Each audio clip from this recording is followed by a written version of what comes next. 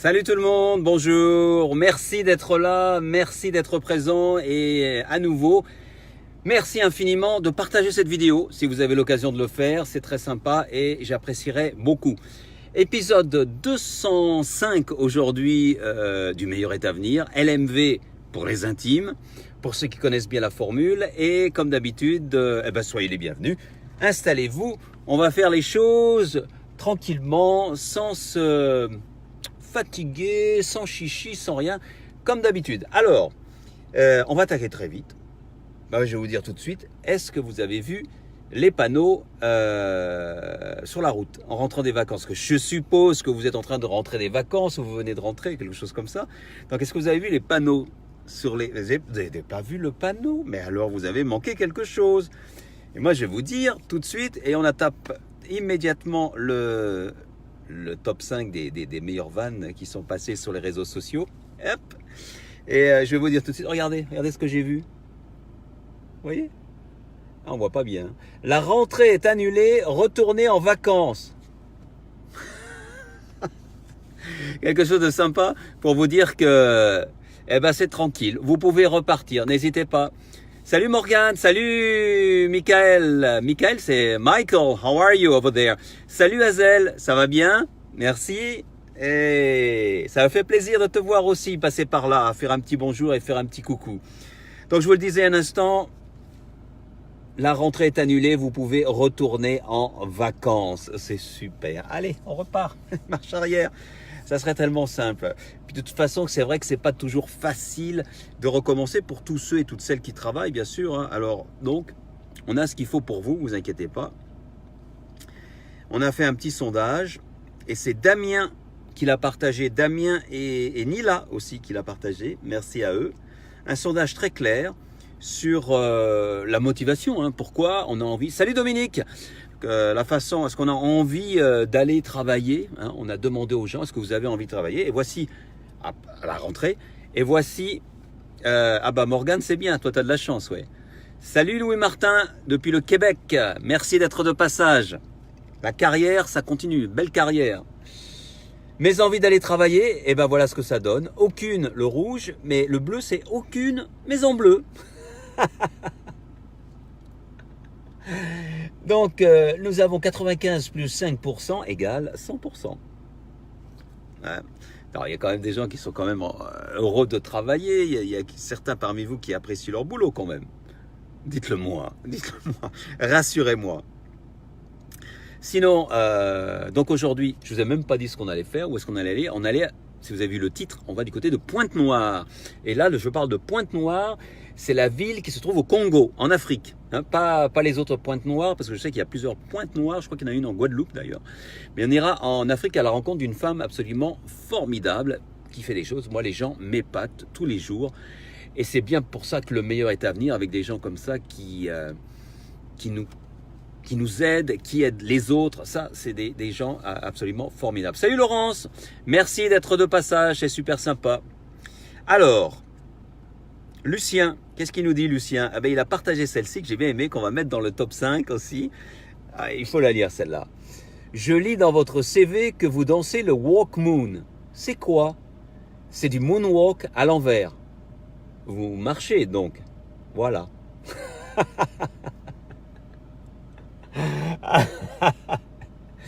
Je vois bien Michael. Michael Jackson. Hey, bonjour. Salut Johan, salut Maribo, merci d'être de passage, c'est sympa de faire un petit coucou et de venir dire un petit bonjour. Johan, d'ailleurs, c'est toi qui vas faire un tour de France des entrepreneurs. Chapeau, hein. Ça prouve que tu as un grand fan club. Alors donc, on l'a rentrée annulée, etc. On va parler un petit peu de news. Vous lisez sans doute les journaux comme tout le monde. Chose que je ne fais jamais, personnellement, je ne lis pas les journaux, je m'informe sur le net. Et donc, vous lisez les journaux. Et en ce moment, les journaux, parfois, font des bêtises et vous proposent des news assez chaudes. Mais c'est incroyable. Vous allez voir. On va aller dans le Parisien, tout d'abord. Et qu'est-ce que nous propose le Parisien? Je ne le lis même pas. Ah, moi j'aime bien, moi ça. Et c'est pas fini, hein. Ça va continuer. Ça, c'est dans le Parisien. On continue. Ben, c'est les news, hein. Et on va parler de news. Et chaude. Et chaude, je vous le dis franchement. On va dans je crois que c'est la Voix du Nord, la Voix des sports, avec Claudine, qui est la nouvelle reine des pornos. Voilà. C'est vrai. C'est pas du Photoshop, c'est du vrai. Il y en a qui ne se sont pas relus. Une petite dernière, allez. Pour la route. Et celle-là, c'est Kevin qui l'a proposée. Et celle-là, c'est Cédric qui l'a proposée. On n'arrête pas le progrès. Elle a vu 33 fois la Vierge. Oui, madame, elle l'a vue 33 fois. Et elle a été éblouie. Elle a d'ailleurs prié. Je ne sais pas pourquoi je raconte ça. Salut Frédéric. Mais si, en fait, je sais pourquoi je raconte ça. Salut Marie-Laure aussi, merci d'être de passage. Elle a été éblouie, elle va être canonisée. Wow, wow, wow, wow, wow, canonisée. Attention. Plusieurs fois. Puisqu'on parle de religion, de canoniser. Vous avez vu la news sur le pape aujourd'hui? Vos enfants ont des tendances homosexuelles, envoyez-les chez le psychiatre. Alors ça, c'est le truc qui passe sur tous les réseaux sociaux. Je voulais vous en parler un tout petit peu. On le voit passer, hein, vous avez sans doute vu la news. On peut être outré, en colère, etc. Mais attention, attention, il n'a pas dit ça. Eh ouais. Enfin, il n'a pas dit exactement ça. Et vous savez que les réseaux sociaux sont très forts pour transformer une parole en autre chose. C'est pas que je veuille défendre le pape. François, il fait son truc, hein, il fait son boulot, il a ses opinions, parfois un petit peu tendancieuses, comme par exemple de ne pas avoir pris position plus fermement pour moi après le scandale qu'il y a eu en Pennsylvanie, hein, où on a vu plus de 300 prêtres hein, qui ont abusé d'enfants. Sa position a été, oui, je condamne. Il aurait pu faire plus, franchement. Et là, sur le truc de l'homosexualité chez les enfants, il faut les voir chez les psychiatres, il faut voir, regarder toute sa déclaration, parce qu'on a juste coupé un petit bout pour faire dire ce qu'il n'a pas exactement dit. Il y a autre chose, c'est beaucoup plus soft que ça. Il n'a pas été aussi direct, et après on est d'accord ou pas, mais attention aux réseaux sociaux, ça va très très vite pour faire dire aux gens ce qu'ils n'ont pas dit. Il a parlé de psychiatre, il a parlé d'enfants, mais il n'a pas dit en ces termes-là. Et il faut bien écouter sa déclaration. Et vous savez que moi je suis le premier à défendre les LGBT. Donc, et pourtant, je me méfie de plus en plus de toutes les news. Hein. Là, ça m'a fait un petit peu tiquer, vous voyez. En recherchant un petit peu, quand vous lisez tout ce qu'il dit, vous voyez. Je prends un petit peu de temps pour en parler parce que on se fait avoir si souvent. Hein. Ma première réaction lorsqu'on voit la news sur Facebook ou ailleurs, sur Twitter, ou sur les réseaux sociaux, je dis bah quel scandale encore une fois. Mais bon. Salut Christelle, salut Pascal, merci d'être là. Et puis, puisqu'on parle de religion et de Dieu, Bernie nous en a partagé une pas mal. Alors, je ne sais pas comment il faut la prendre, celle-là, Bernie, mais je l'aime bien. Quand tu reviens sur Terre 2000 ans après et qu'ils sont encore plus cons qu'avant. Je ne sais pas de qui il parle. Chacun selon son point de vue. Est-ce qu'on parle des religieux? Est-ce qu'on parle des gens en général? Mais je l'ai trouvé pas mal. Merci Bernie. On reste dans la religion, hein, puisqu'on parlait du pape il y a quelques instants. Et cette fois-ci, c'est Marc qui a partagé celle-là, une jolie photo. J'aime bien. Elle est pas mal, celle-là. Elle est jolie. Ça vous fait penser à quoi? Eh oui! Le titre, je crois, c'était le titre de cette photo. Il y avait un titre qui était super. L'Abbé Rhodes. L'Abbé Rhodes. J'espère que vous l'avez compris, hein? Vous l'avez comprise, celle-là. Allez, on a encore quelques-unes un petit peu sur la religion catholique, sur les chrétiens. Et là, c'est la fameuse cuillère que vous connaissez bien. Elle est en anglais, mais vous allez comprendre. C'est la cuillère qui est rebelle. C'est la cuillère qui dit « fuck Moïse, fuck Jesus et fuck Mahomet ». Et on dit, bien sûr, c'est la cuillère à thé. Moi, ça m'a fait rire. La fameuse cuillère à thé. Celle que nous avons tous et toutes parmi nos couverts. Les Beatles, oui, c'était ça, bien sûr, Christelle. Merci de le préciser pour ceux et celles qui n'auraient pas compris. Et puis une qui est adorable, qui est subtile. Bon, allez, est-ce que vous comprenez celle-là? Moi, il m'a fallu un temps pour comprendre, mais pourtant elle est toute simple. Dieu merci, je suis athée.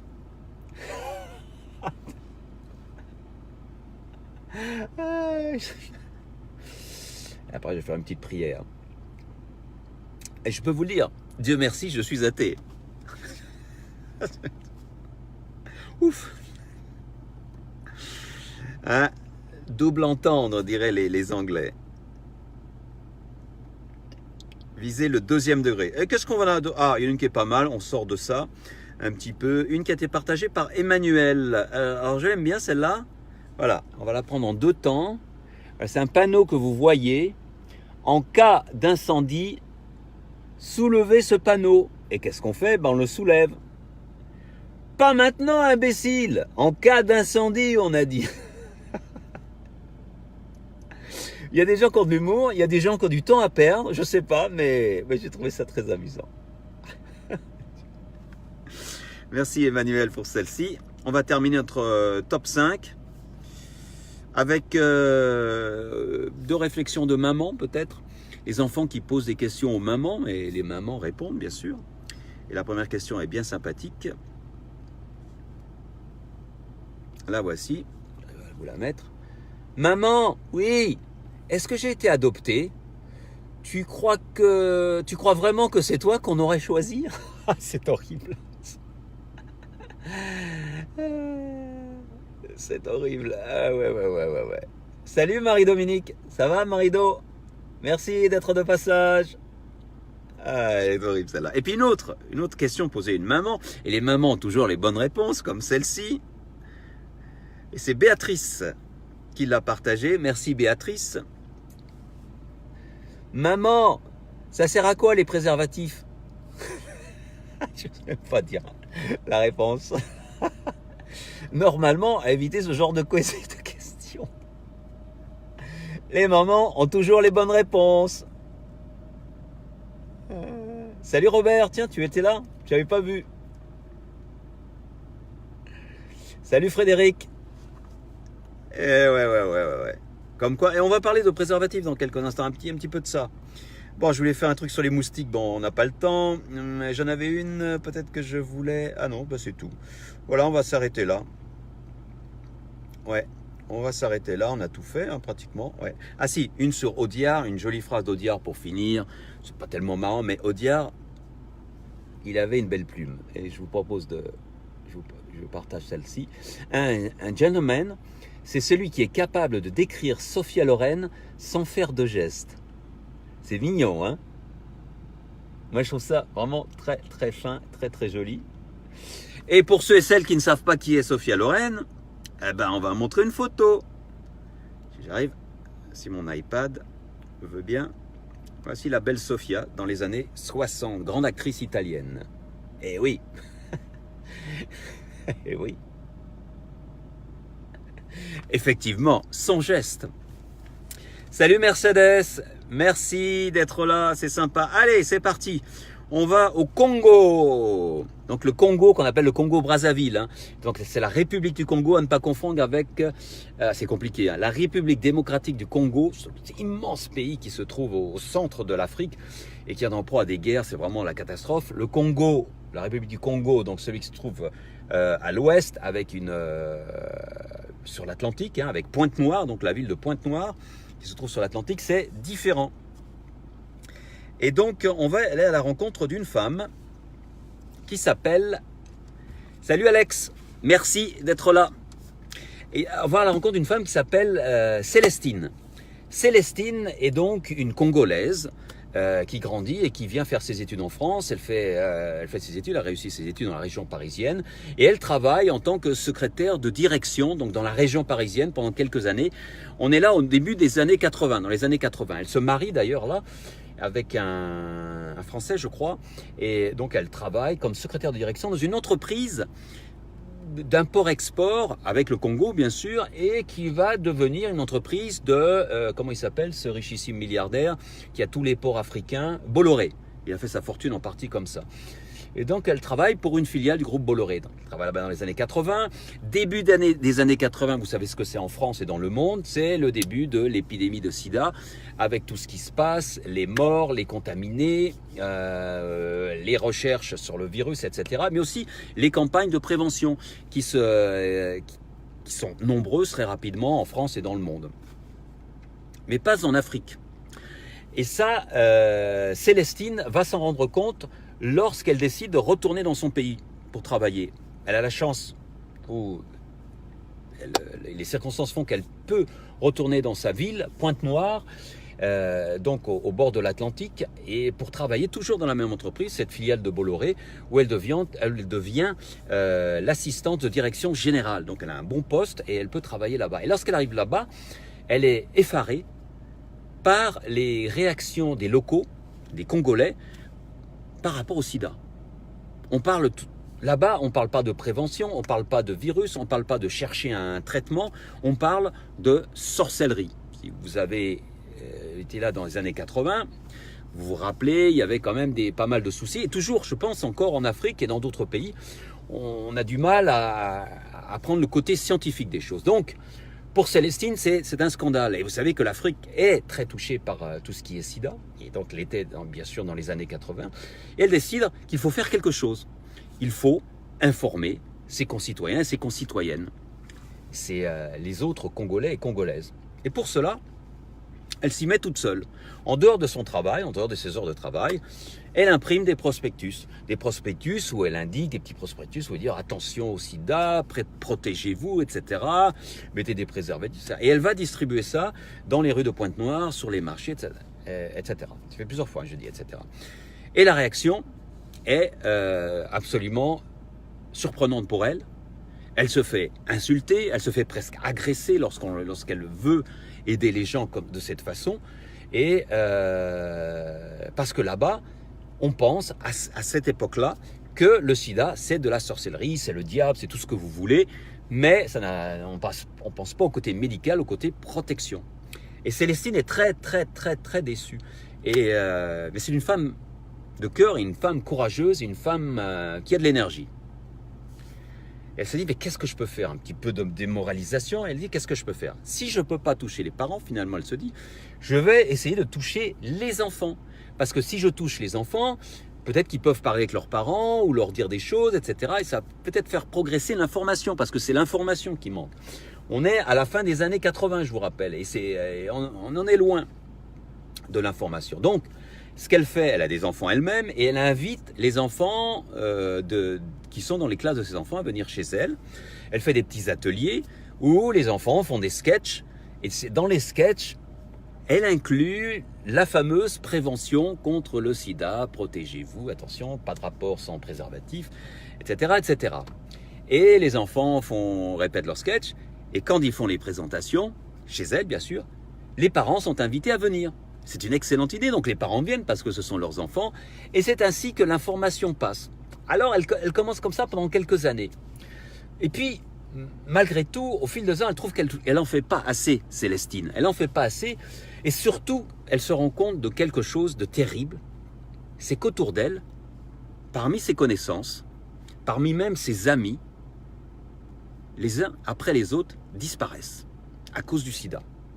Parce qu'ils ils ne sont pas au courant, parce qu'ils n'ont pas cru à la prévention, ils ont des rapports non protégés, etc.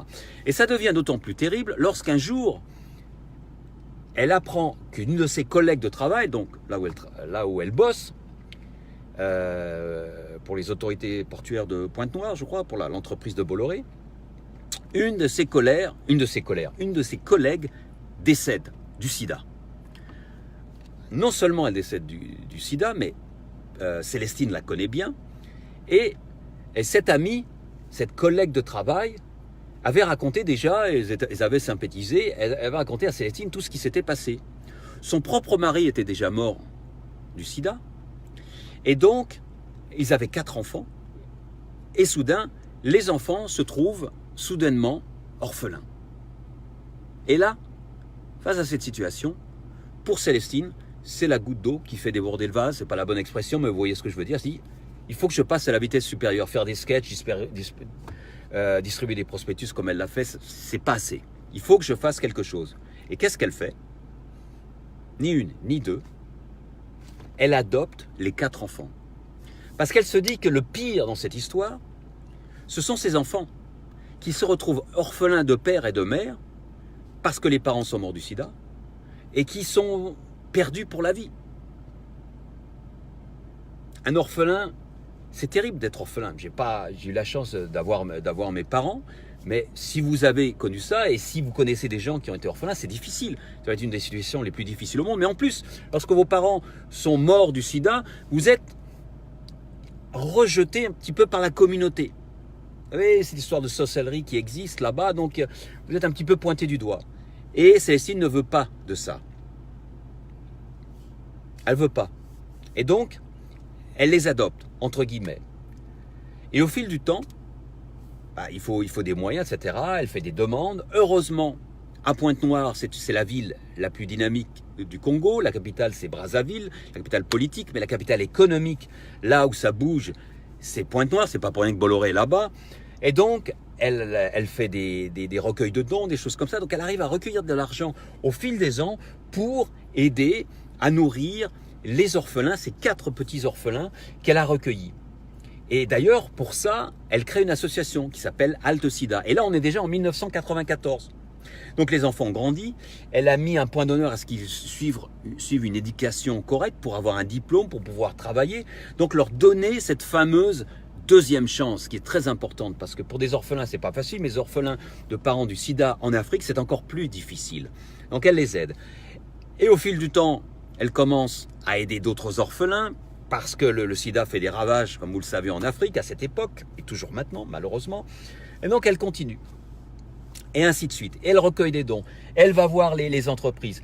Et elle prend son bâton de pèlerin pour aller voir les expatriés, et etc., etc. Et elle crée plein de choses pour pouvoir aider des orphelins.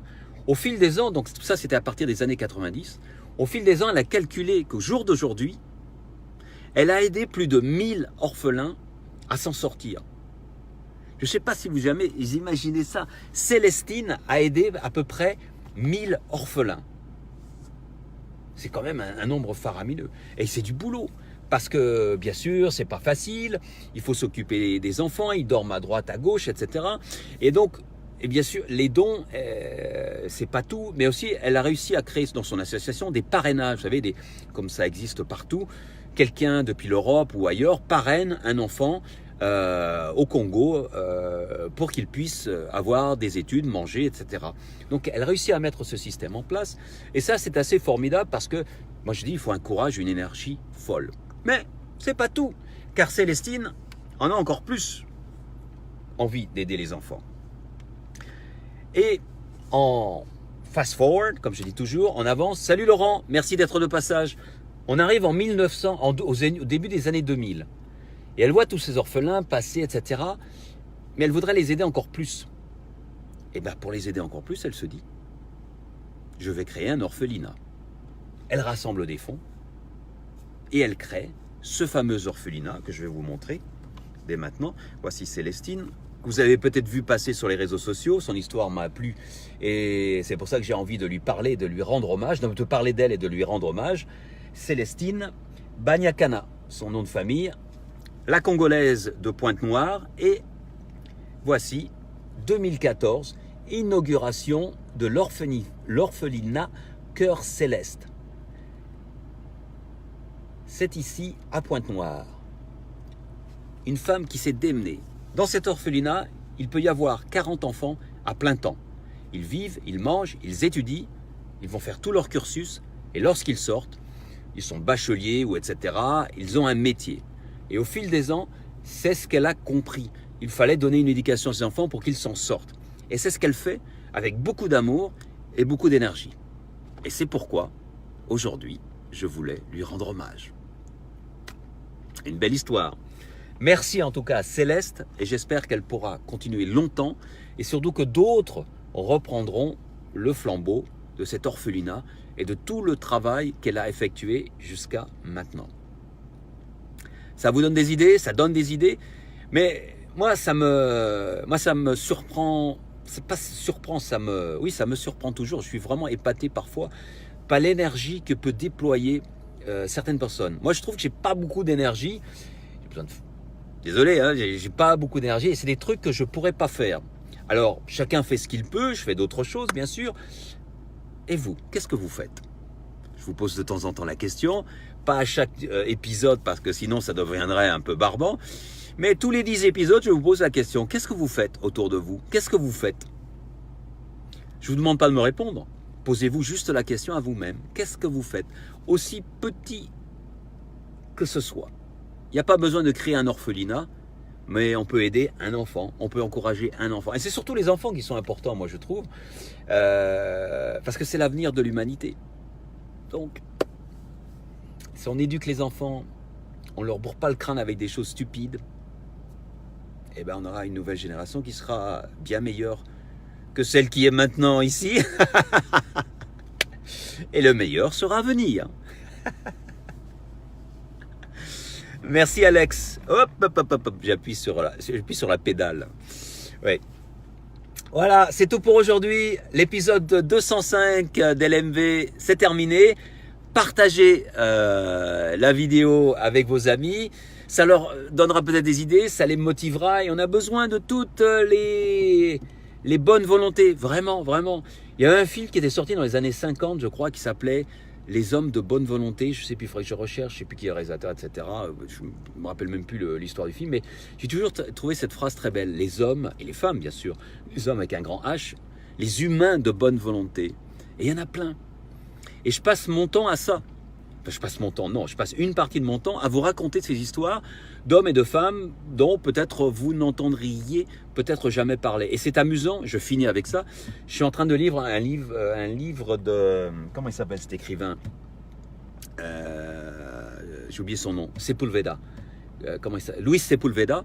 Je suis en train de lire un de ses bouquins, complètement différent de ce qu'il écrit. C'est pas un roman.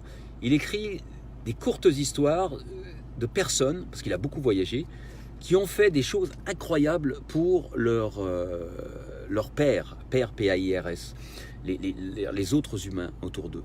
Et mais c'est incroyable ce que les gens font. Et c'est des histoires, j'ai jamais entendu parler. Ils ne sont pas des héros, mais des trucs formidables. Il faudrait que je vous en raconte certaines, même si c'est des histoires anciennes, parce que ça vaut vraiment...